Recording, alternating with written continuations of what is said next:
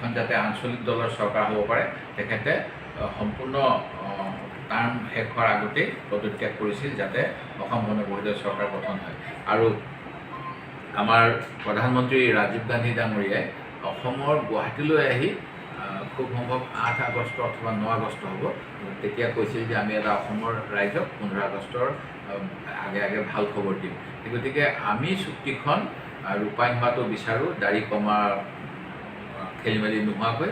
আৰু চুক্তিখনৰে 5 নং দফাত আছে বিদেশী নাগৰিকৰ কথা যে 71 চনৰ 25 মাৰ্চ বা 24 মাৰ্চলৈকে বাংলাদেশৰ জন্ম হোৱাৰ পিছত কোনো মানুহক আমি অসমত সংস্থাপন দিব নোৱাৰোঁ, ভাৰতীয় নাগৰিক কৰিব নোৱাৰোঁ। গতিকে বৰ্তমানে যি নাগৰিকত্ব সংশোধনী আইন বিজেপি দলে আনিলে এয়া অসম চুক্তিৰ 5 নং দফাত পৰিব।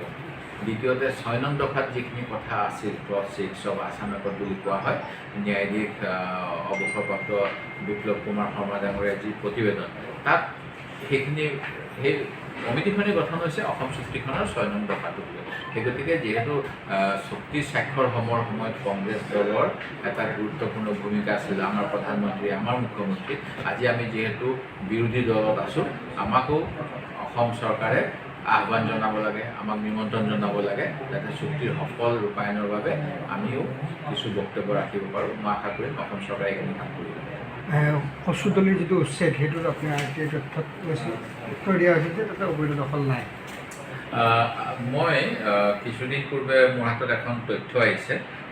14/3/2024 এখন RTI কৰা হৈছিল সোণাপুৰ ৰাজহ চক্ৰৰ চক্ৰ বিষয়ালৈ।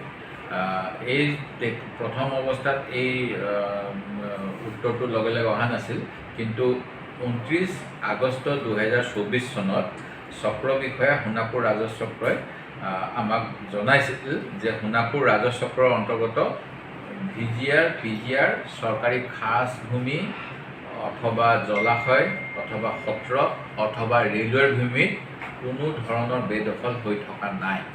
এনেধৰণেৰে এটা তথ্য আমাৰ বিধানসভা চলি থকাকালীন সময়ত দিয়াৰ পিছত যোৱা ছেপ্টেম্বৰ মাহৰ 9 তাৰিখে 5 দিনীয়াকৈ সোণাপুৰ ৰাজহ চক্ৰৰ কচুতলিত বিভিন্ন ব্যক্তিক সন্দেহযুক্ত নাগৰিক বুলি কেতবোৰ মাধ্যমত প্ৰকাশ পাইছে। তেখেতসকলক উচ্ছেদ কৰা হ'ল।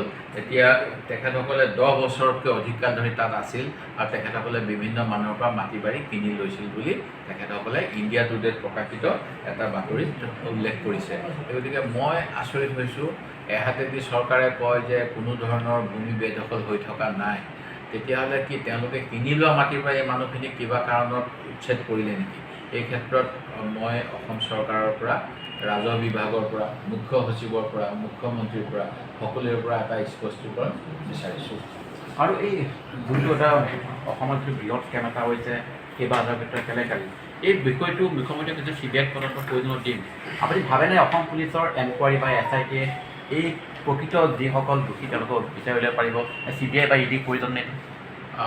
চাওক, মুখ্যমন্ত্ৰীয়ে আমি দেখিছোঁ ইয়াৰ পূৰ্বে কিছুমান তদন্ত অসম CID লৈ লয়, কিন্তু অসম CID সমাপন নকৰে। কোল্ড ষ্টৰেজত থোৱা বুলি যিটো কয়, কোল্ড ষ্টৰেজত থয়। তেনেকৈ SIT কৰিলেও কেতিয়াবা ৰাজনৈতিকভাৱে কাৰোবাক ভাবুকি দিবলৈ বা অন্যান্য কিবা স্বাৰ্থৰ বাবে যিটো আল্টিমেট যাব লাগে তালৈ নাযায়। আনকি এনফৰ্চমেণ্ট ডাইৰেক্টৰেটে যোৱা 2005 চনৰ পৰা প্ৰায় 6000 গোচৰ তেওঁলোকে হাতত লৈছে। হাতত লোৱাৰ পিছত মাত্ৰ 25টা গোচৰৰ তেওঁলোকে চাৰ্জশ্বীট কমপ্লিট কৰিছে। এই ক্ষেত্ৰত নিস্বাৰ্থভাৱে ৰাজনীতিৰ ঊৰ্ধত থাকি যিসমূহ কাম কৰিব লাগে বৰ্তমান চৰকাৰৰ সময়ত সেই কামবিলাক হোৱা নাই। গতিকে মুখ্যমন্ত্ৰী মহোদয়ে এটা কাম কৰিব পাৰে, মই ভাবোঁ যে গুৱাহাটী উচ্চ ন্যায়ালয়ৰ এজন কৰ্মৰত ন্যায়াধীশৰ তত্ত্বাৱধানত CBI বা কাৰোবাৰ তদন্ত এটা দিলে ভাল হ'ব। কাৰণ এই গোটেই অসমৰ লাখ লাখ জনগণক বিভিন্নজন মানুহে যোৱা সময়ছোৱাত তেওঁলোকৰ কপালৰ ঘাম মাটিত পেলাই উপাৰ্জন কৰা টকা অধিক কৰি দিম বুলি প্ৰলোভন দি লুটি লৈ গ'ল আৰু বহুতে এতিয়া পলাতক অৱস্থাত আছে। এই গোটেইখিনি কিন্তু হ'ব পাৰিছে প্ৰশাসনিক গাফিলতিৰ বাবে। এই গাফিলতিৰ বাবে অসম চৰকাৰৰ গৃহ বিভাগ, অসম চৰকাৰৰ নগৰ উন্নয়ন বিভাগ, অসম চৰকাৰৰ উপায়ুক্তসকল সকলোৱে জগৰীয়া আৰু ইয়াত যেনেধৰণেৰে মনিটৰিং হ'ব লাগে কামবিলাকৰ কামৰ মনিটৰিঙৰ কাৰণে তেখেতসকলে গাৰ্জেন মিনিষ্টাৰো দিছে আজিকালি এতিয়া নতুনকৈ কেইজনমানৰ জিলা সলনি কৰিছে মই ভাবোঁ তেখেতসকলো দায়ী আৰু ইয়াৰ তদন্তটো হ'লেহে প্ৰকৃত সত্য ওলাব ইয়াত বোধ কৰোঁ এই দুষ্ট ব্যক্তিসকলে বিভিন্ন পক্ষক মেনেজ কৰি আছিল যোৱা সময়ছোৱাত সেইকাৰণে অসমত 2013 চনত অসম বিধানসভাই এনেধৰণৰ দুষ্ট মানুহৰ হাতৰ পৰা যাতে প্ৰকৃত নিৱেশকাৰী বঞ্চিত নহয় তাৰ বাবে এখন আইন আনিছিল আৰু এই আইনখনত উপায়ুক্তৰ পাৰ্মিশ্যন ল'ব লাগে নগৰ সমিতিৰ পাৰ্মিশ্যন ল'ব লাগে আৰু এইবিলাক নকৰাকৈ কোনো ধৰণৰ এনেকুৱা অনলাইন ট্ৰেডিঙে হওক বা শ্বেয়াৰ ষ্টক ব্ৰকিং এইবিলাক কৰিব নোৱাৰে বুলি স্পষ্টকৈ উল্লেখ আছে আৰু তেওঁলোকৰ সম্পত্তিও বাজেয়াপ্ত কৰিব লাগে সেই আইনত স্পষ্টকৈ উল্লেখ আছে আজি দীপাংকৰ বৰ্মন বোলাজন কিমান দিন হ'ল পলাতক হৈ আছে তেওঁৰ বিভিন্ন অঞ্চলত ব্ৰাঞ্চ খুলিছিলে কিন্তু তেওঁৰ সা সম্পত্তি একো বাজেয়াপ্ত কৰাই নাই চৰকাৰৰ এইবিলাক গোটেই আইনত আছে কিন্তু এই আইনখন যেন কিছুমান আইন খেনুক দেখি ৰন্ধা বঢ়া খেনুক দেখি কিবা এনেকুৱা ধৰণৰ কৰিছে যেন মোৰ অনুমান হয় সেই গতিকে মই